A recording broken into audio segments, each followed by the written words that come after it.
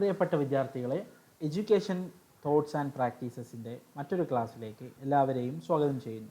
Curriculum ഡെവലപ്മെൻറ്റുമായി ബന്ധപ്പെട്ട കാര്യങ്ങളെക്കുറിച്ചാണ് നമ്മൾ ചർച്ച ചെയ്തു കൊണ്ടുവന്നിരുന്നത്. ഇന്ന് നമ്മൾ ഡിസ്കസ് ചെയ്യുന്നത് കരിക്കുലം ഡിസൈനുമായി ബന്ധപ്പെട്ടുള്ളതാണ്. എന്തൊക്കെ അടിസ്ഥാനങ്ങളാണ് കരിക്കുലം രൂപീകരിക്കുന്നതിന് പിന്നിലുള്ളത്, അതുപോലെ തന്നെ ഏറ്റവും പ്രൊമിനൻ്റ് ആയിട്ടുള്ള ഡിസൈനുകൾ, കരിക്കുലം ഡിസൈനുകൾ ഏതൊക്കെയാണ് എന്നുള്ളതാണ് ഈ ഒരു സെഷനിൽ നമ്മൾ ചർച്ച ചെയ്യുന്നത്. കരിക്കുലം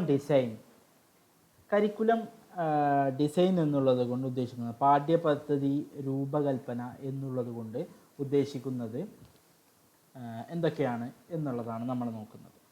കരിക്കുലം ഡിസൈൻ എന്നുള്ളത് കൊണ്ട് ഉദ്ദേശിക്കുന്നത് ഒരു പാഠ്യപദ്ധതിയിൽ ഉൾപ്പെടുത്തേണ്ട ഘടകങ്ങളെ പരസ്പരം തിരിച്ചറിയുകയും അവ തമ്മിലുള്ള ബന്ധങ്ങൾ പരസ്പരം പ്രസ്താവിക്കുകയും നിർവചിക്കുകയും ചെയ്യുന്നതിനെയാണ് നമ്മൾ കരിക്കുലം ഡിസൈൻ എന്ന് പറയുന്നത്. അതിനോടൊപ്പം തന്നെ കരിക്കുലം രൂപീകരണത്തിന് അടിസ്ഥാനമായ തത്വങ്ങളെയും അത് നടപ്പിലാക്കുന്നതുമായി ബന്ധപ്പെട്ട വ്യവസ്ഥകളെയും പാഠ്യപദ്ധതി രൂപകൽപ്പനയിൽ ഉൾപ്പെടുത്തുന്നു. ഹിൽഡ ടാബ പ്രമുഖ കരിക്കുലം വിദഗ്ധയാണ്. ഹിൽഡ ടാബ കരിക്കുലം ഡിസൈനിനെ കുറിച്ച്, അല്ലെങ്കിൽ എന്താണ് കരിക്കുലം ഡിസൈൻ എന്നുള്ളതിന് കൊടുത്ത നിർവചനമാണ് ഇപ്പോൾ നമ്മൾ നോക്കിയത്. അതിനാൽ കരിക്കുലം പ്ലാനിംഗ് എന്നുള്ളത് കൊണ്ട് ഉദ്ദേശിക്കുന്നത് ഒരു പാഠ്യപദ്ധതിയുടെ വിവിധ ഘടകങ്ങളുടെയോ അതിൻ്റെ ഘടനയുടെയോ ക്രമീകരണത്തെ സൂചിപ്പിക്കുന്നതിനെയാണ് നമ്മൾ കരിക്കുലം ഡിസൈൻ എന്നുള്ളത് കൊണ്ട് ഉദ്ദേശിക്കുന്നത്. So the curriculum design refers to the structure or the arrangement of the components or elements of a curriculum. കോമ്പണൻസുകൾ, എലമെൻസുകൾ, അതിനെ ക്രമീകരിക്കുന്നതിനെയാണ് കരിക്കുലം പാഠ്യപദ്ധതി രൂപകൽപ്പന, കരിക്കുലം ഡിസൈൻ എന്നുള്ളത് കൊണ്ട് നമ്മൾ ഉദ്ദേശിക്കുന്നത്. എന്തൊക്കെ കോമ്പണൻറ്റുകളാണ് കരിക്കുലം ഡിസൈനിൻ്റെ ബിഹൈൻഡ് ആയിട്ടുള്ളത് എന്നുള്ളതാണ് നമ്മൾ നോക്കുന്നത്. പാഠ്യപദ്ധതി രൂപകൽപ്പനയ്ക്ക് അടിസ്ഥാനമായിട്ടുള്ള ഘടകങ്ങൾ എന്തൊക്കെയാണ് എന്നുള്ളതാണ് നമ്മൾ നോക്കുന്നത്. പാഠ്യപദ്ധതി രൂപകൽപ്പന വേളയിൽ കരിക്കുലത്തിൽ ഉൾപ്പെടാനിടയുള്ള ദാർശനിക ചിന്തകളും പഠന സിദ്ധാന്തങ്ങളും ഏത് വിഭാഗം ആളുകളിലാണോ അതല്ലെങ്കിൽ ഏത് സമൂഹത്തിലാണോ കരിക്കുലം നിർദ്ദേശങ്ങൾ നടപ്പാക്കാൻ ഉദ്ദേശിക്കുന്നത് അവരുടെ അടിസ്ഥാന വിശ്വാസവുമായി പൊരുത്തപ്പെടുന്നുണ്ടോ എന്നീ കാര്യങ്ങളൊക്കെ പരിഗണനയ്ക്ക് വിധേയമാക്കിക്കൊണ്ടുവേണം നമ്മൾ ഒരു കരിക്കുലം ഡിസൈൻ ചെയ്യാൻ. മാത്രവുമല്ല, പീപ്പിൾ, ഏത് തരം ആളുകളിലാണ് ഈ കരിക്കുലത്തിൻ്റെ ഉപയോഗം വരുന്നത്, അവരുടെ സ്വഭാവ രീതികൾ എന്തൊക്കെയാണ് എന്നുള്ളതിനെ അടിസ്ഥാനപ്പെടുത്തിയായിരിക്കണം കരിക്കുലം ഡിസൈൻ ചെയ്യേണ്ടത്. രണ്ടാമത് വരുന്നു what and how they should learn. എങ്ങനെ അവർ പഠിക്കണം എന്നുള്ളതിനെ അടിസ്ഥാനപ്പെടുത്തിയിട്ടാണ് കരിക്കുലം ഡിസൈൻ ചെയ്യേണ്ടത്. ഏത് വിഭാഗം ആളുകളിലേക്കാണ്, ഏത് സ്റ്റേജിലുള്ള കുട്ടികളിലേക്കാണ് കരിക്കുലം നൽകുന്നത്, അതിനെ അടിസ്ഥാനപ്പെടുത്തിയിട്ടായിരിക്കണം അത്തരം കാര്യങ്ങളെ പരിഗണനയ്ക്ക് വിധേയമാക്കിക്കൊണ്ട് വേണം കരിക്കുലം ഡിസൈൻ ചെയ്യാൻ. മൂന്നാമത് പറയുന്നു how they should use their acquired knowledge. നേടുന്ന അറിവുകൾ അവരെങ്ങനെ ഉപയോഗിക്കണം എന്നുള്ളതിനെ അടിസ്ഥാനപ്പെടുത്തി വേണം. അതായത് അവർക്ക് ലഭിക്കുന്ന അറിവുകൾ അവരുടെ ഭാവി ജീവിതത്തിൽ എങ്ങനെ ഉപയോഗപ്പെടണം എന്നുള്ളതിനെ അടിസ്ഥാനപ്പെടുത്തിയിട്ടാവണം കരിക്കുലം നമ്മൾ ഡിസൈൻ ചെയ്യേണ്ടത്.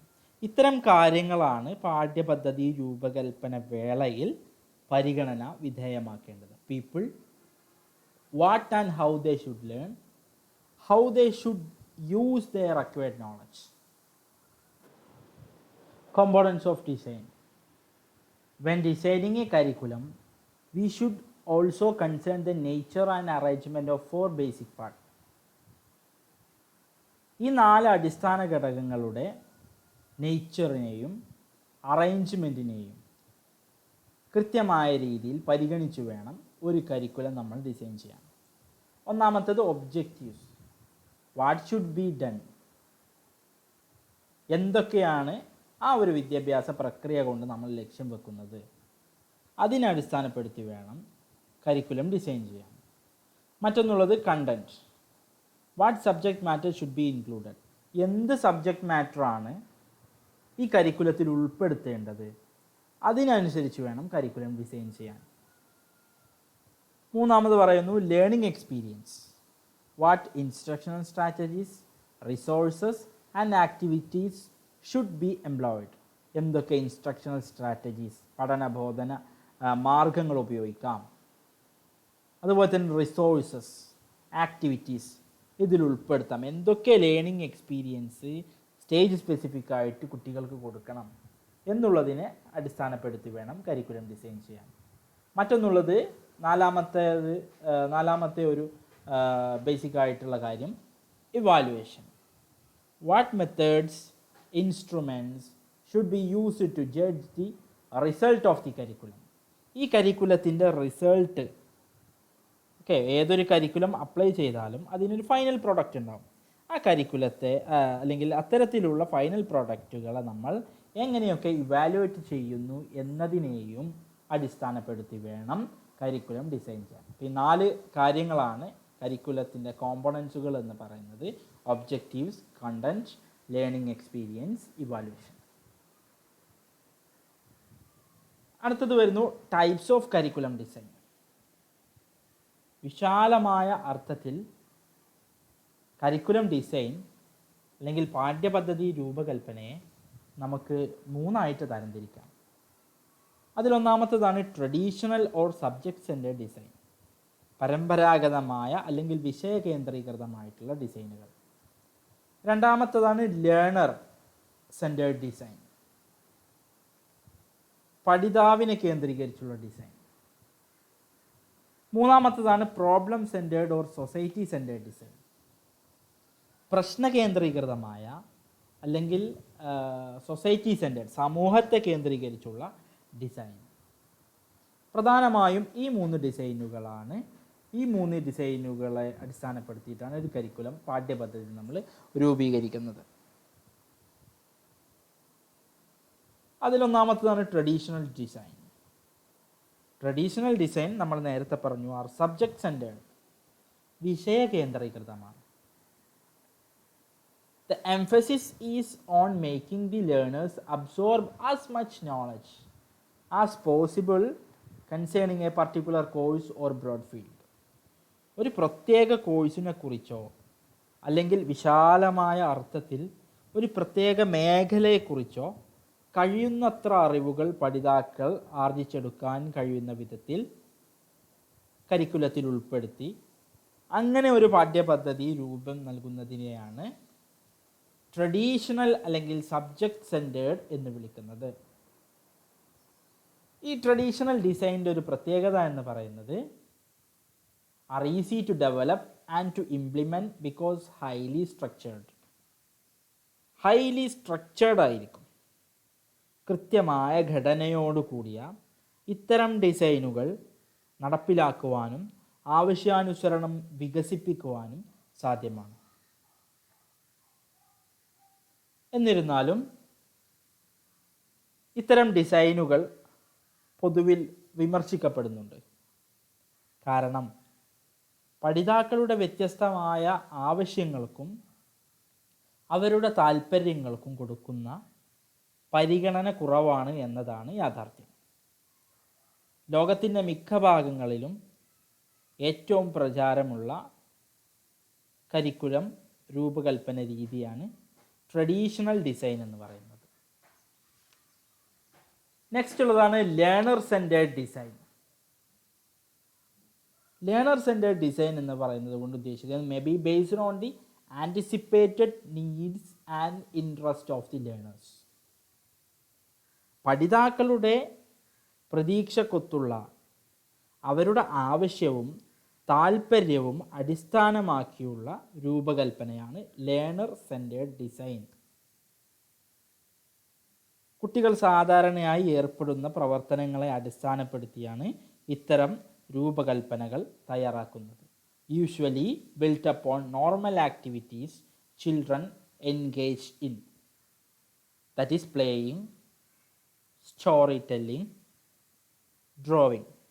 വ്യത്യസ്തമായിട്ടുള്ള കളികൾ, കഥ പറച്ചിലുകൾ, ഡ്രോയിങ് എന്നീ പ്രവർത്തനങ്ങൾക്കായിരിക്കും ലേണർ സെൻറ്റേർഡ് ഡിസൈനിൽ പ്രാധാന്യം നൽകുന്നത്. ലേണർ സെൻറ്റേർഡ് ഡിസൈനിൻ്റെ മറ്റൊരു സവിശേഷത, ഇവിടെ content not organised into subjects, അതായത് പാഠ്യപദ്ധതിയിൽ ഉൾപ്പെടുത്തുന്ന ഉള്ളടക്കം പ്രത്യേക വിഷയങ്ങളായിട്ട് ക്രമീകരിക്കുന്നില്ല. ഒന്നുകൂടി വ്യക്തമായി പറഞ്ഞാൽ ഗണിതം, ശാസ്ത്രം, അല്ലേ, അങ്ങനെ വ്യത്യസ്ത സബ്ജക്റ്റുകളായിട്ട് അതിനെ വേർതിരിക്കുന്നില്ല. മറിച്ച് കോഴ്സ് വർക്കുകളിലൂടെ കണ്ടന്റ് കുട്ടികളിലേക്ക് എത്തിക്കുന്ന രീതിയാണ് ലേണർ സെൻറ്റേർഡ് ഡിസൈൻ. ഇത്തരം ഡിസൈനുകളിൽ കാണാൻ കഴിയുന്നത് ഒരുപാട് വർക്കുകൾ അവർക്ക് കൊടുക്കും. ആ വർക്കുകളിലൂടെ അവർ സ്വാഭാവികമായിട്ട് സബ്ജക്റ്റുകളുടെ വേർതിരിവില്ലാതെ അവർ സ്വാഭാവികമായിട്ട് അവർക്കുള്ള അറിവുകൾ ആർജിക്കുക എന്നുള്ളതാണ്. വ്യത്യസ്ത കഥകളിലൂടെ, കഥ പറച്ചിലുകളിലൂടെ കുട്ടികളിലേക്ക് കണ്ടന്റ് എത്തിക്കുന്ന രീതിയാണ് ഇത് എന്ന് നമുക്ക് പൊതുവിൽ പറയാം. അതുപോലെ തന്നെ the 3 R's are integrated in the course work. അതുപോലെ തന്നെ ഇത്തരം ഡിസൈനുകളിൽ 3R, റീഡിംഗ്, റൈറ്റിംഗ്, അരിത്തമെറ്റിക്, ഇത്തരം കാര്യങ്ങൾ കോഴ്സ് വർക്കുകളുമായി സംയോജിപ്പിച്ച തരത്തിലുള്ള ഡിസൈനിനെയാണ് നമ്മൾ ലേണർ സെൻറ്റേർഡ് ഡിസൈൻ എന്ന് പറയുന്നത്. പഠിതാക്കളുടെ ഭൗതിക വികസനത്തെ ഇത്തരം ഡിസൈനുകൾ അവഗണിക്കുന്നതായി പൊതുവിൽ വിമർശിക്കപ്പെടുന്നു. ബുദ്ധിപരമായ വികസനത്തെ ഇത്തരം ഡിസൈനുകൾ കാര്യമായിട്ടെടുക്കുന്നില്ല എന്നുള്ളതാണ് ലേണർ സെൻറ്റേർഡ് ഡിസൈനിന് എതിരെ ഉയരുന്ന പ്രധാനപ്പെട്ട ഒരു വിമർശനം. നെക്സ്റ്റ് വരുന്നു society centred design. Society centred design, ഇത്തരം ഡിസൈനുകളിൽ സാമൂഹിക ആശങ്കകളും പ്രശ്നങ്ങളും ധാരാളമായി ഉൾപ്പെടുത്തിയിരിക്കും. സൊസൈറ്റി സെൻറ്റേർഡ് ഡിസൈൻ ലക്ഷ്യം വെക്കുന്നത് സാമൂഹിക മാറ്റമാണ്. അതിന് വക്താക്കളായി പ്രവർത്തിക്കേണ്ടത് വിദ്യാലയവും അധ്യാപകരുമാണ്.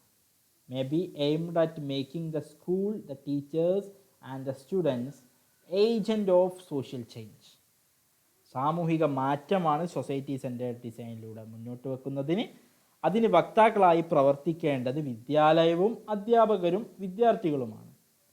അങ്ങനെ സമൂഹത്തിൽ സമൂലമായ നല്ല മാറ്റങ്ങൾ വിദ്യാഭ്യാസ പ്രക്രിയയിലൂടെ കൊണ്ടുവരാനാണ് സൊസൈറ്റി സെൻറ്റേർഡ് ഡിസൈൻ ലക്ഷ്യമിടുന്നത്.